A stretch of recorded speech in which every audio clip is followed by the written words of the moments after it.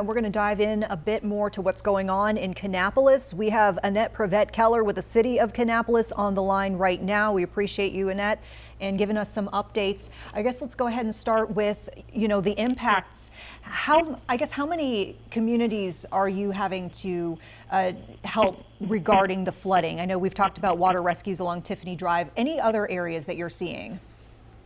Well, good evening, Vanessa. Thank you for having us and sharing all this important information.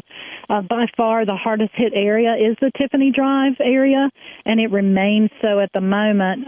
A lot of the other areas that were impacted are starting to see some receding of the water, so we're in much better shape now than we were just a couple of hours ago.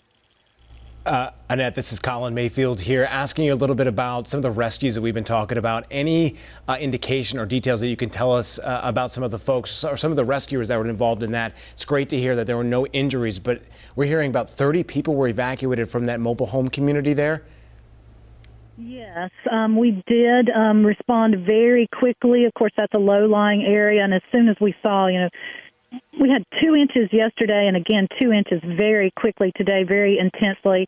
And our fire department and the Swift Water Rescue Team jumped out there, and we've got all of those folks out before the water was rising and getting into the homes, and we got them out before it could completely flood. There's about 30 of those folks who have been relocated by the American Red Cross. Some are in hotels already this evening. Others have been evacuated over to a shelter, and very glad nobody was hurt and we could respond and help them. Are you following any potential impacts from Kannapolis Lake Dam, which we are seeing as a high hazard dam?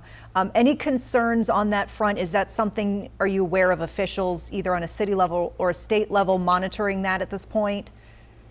We are, and we monitor it very closely 24/7, and staff is there. We've been in touch with them, just basically minute by minute all day long, and we're watching it. We're sort of at the mercy of the skies and how much more rainfall will fall, but we're getting this nice break right now that can help us, and hopefully the water can recede some before we get any more this evening. Yeah, you mentioned getting a nice break, it seems, at this point. We are aware, of the potential of multiple more days of rain. So I guess what is your message going forward as we go on throughout the week for the folks in Kannapolis as far as safety? Well, just everybody that's in a low-lying area, just be very aware and paying attention to how much rain is falling and how quickly it's falling. Unfortunately, some of these people are very familiar because they know where their homes are located and they know to be on the lookout, and it may flood, and they know to get out. And, of course, we ask people just try not to drive in it, get somewhere safely beforehand. We just really want to continue to not have any injuries and not have any drownings. Absolutely, and we hope that that storyline continues. And I cannot thank you enough for your time.